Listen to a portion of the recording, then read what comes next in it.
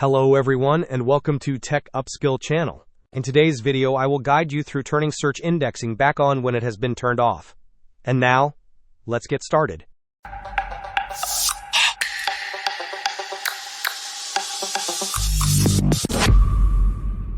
If you are experiencing an issue where Windows search indexing has been turned off, you can resolve this by accessing the indexing options.